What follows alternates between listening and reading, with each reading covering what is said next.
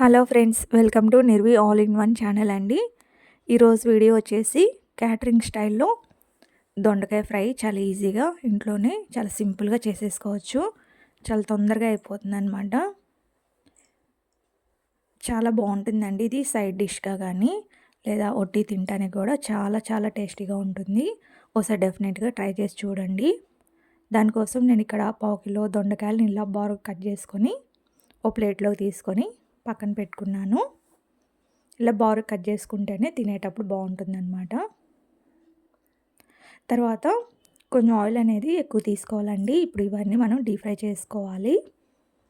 Stove వెలిగించి pan పెట్టుకొని oil వేసుకున్నాను నేను డీప్ ఫ్రైకి సరిపడా. ఇప్పుడు ఒక గుప్పెడు పల్లీలు తీసుకొని ఈ చిల్లులు గరిటె ఉంది కదండి, దాంట్లో వేసుకొని పల్లీలు ఇలా వేయించుకుంటున్నాను. ఇవి వేగిన పల్లీలు ఒక గిన్నెలో తీసేసుకోండి, పక్కన పెట్టేసుకోండి. ఇప్పుడు అలాగే జీడిపప్పు కూడా ఒక గుప్పెడు జీడిపప్పు తీసుకుంటున్నాను నేను. ఇవి తినేటప్పుడు పంట కింద చక్కగా క్రిస్పీగా చాలా బాగుంటుంది అన్నమాట జీడిపప్పు పల్లీలు తీసుకోవటం వల్ల. చూసారా, ఇవి కూడా మంచిగా వేగినాయి. జీడిపప్పు కూడా ఇవి కూడా గిన్నెలోకి తీసుకొని పక్కన పెట్టేసుకున్నాను నేను. ఇప్పుడు ఇదే బాండీలో ముందుగా కట్ చేసి పెట్టుకున్న దొండకాయ ముక్కలు ఉన్నాయి కదండి, అవి వేసేసుకోవాలి.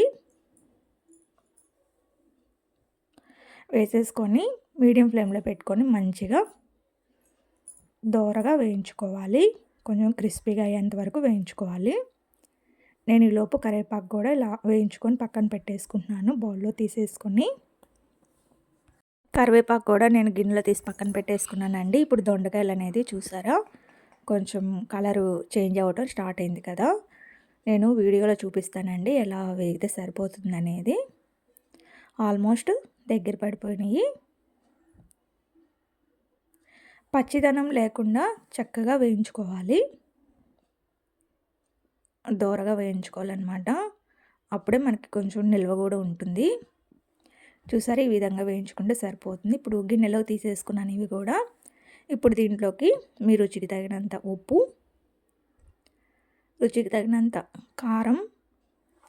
కారం అయితే నేను ఇక్కడ 1 స్పూన్ వేసుకున్నానండి. అలాగే ధనియాల పొడి 1 స్పూన్ వేసుకోవాలి. నేను తీసుకున్న ఇంగ్రీడియంట్స్కి నేను 1/2 కిలో దొండకాయలు తీసుకున్నాను కదా, దానికి 1 స్పూను ధనియాల పొడి వేసుకున్నాను. అలాగే 1 స్పూను కొబ్బరి పొడి వేసుకున్నానండి. కొబ్బరి పొడి తురుముకొనైనా వేసుకోవచ్చు, లేదా ఇలా పౌడర్ రూపంలోనే వేసుకోవచ్చు. తురుముకొని వేసుకుంటే టేస్ట్ కూడా బాగుంటుంది. నా దగ్గర కొబ్బరి పొడి ఉందని చెప్పి ఇలా వేసేసుకున్నాను. చూసారా, ఇంక రెడీ అయినట్టే. చూడటానికే కాదు, తినడానికి కూడా చాలా యమ్మీగా ఉంటుంది. ఇలా అసలు ఒట్టియే తినేయచ్చు అనమాట. సైడ్ డిష్గా సాంబారు, పప్పుచారు, పప్పు ఇలా సైడ్ డిష్లో నంచుకొని తినడానికి చాలా బాగుంటుందండి. సేమ్ క్యాటరింగ్ మనకి భోజనాల్లో ఎలా ఉంటుందో టేస్ట్, ఆ టేస్టే ఉంటుందన్నమాట. డెఫినెట్గా మీకు కూడా నచ్చితే ఒకసారి ట్రై చేసి చూడండి ఫ్రెండ్స్. ఈ వీడియో కనుక మీకు నచ్చినట్టయితే ప్లీజ్ లైక్ చేయండి, షేర్ చేయండి, సబ్స్క్రైబ్ చేసుకోండి. మరిన్ని వీడియోల కోసం మా ఛానల్ని వాచ్ చేయండి. ఇంకా ముందు మరిన్ని రెసిపీస్లో నేను మీ ముందుకు ఉంటాను. కొత్త రెసిపీస్ ట్రై చేయడానికి ప్రయత్నిస్తానండి. చూసారా, కలర్ఫుల్గా చాలా బాగుంది కదా. మీరు కూడా ట్రై చేసి మీ ఫీడ్బ్యాక్ అనేది నాకు కామెంట్స్ రూపంలో తెలియజేయండి. అంతే friends, thank you for watching. Bye.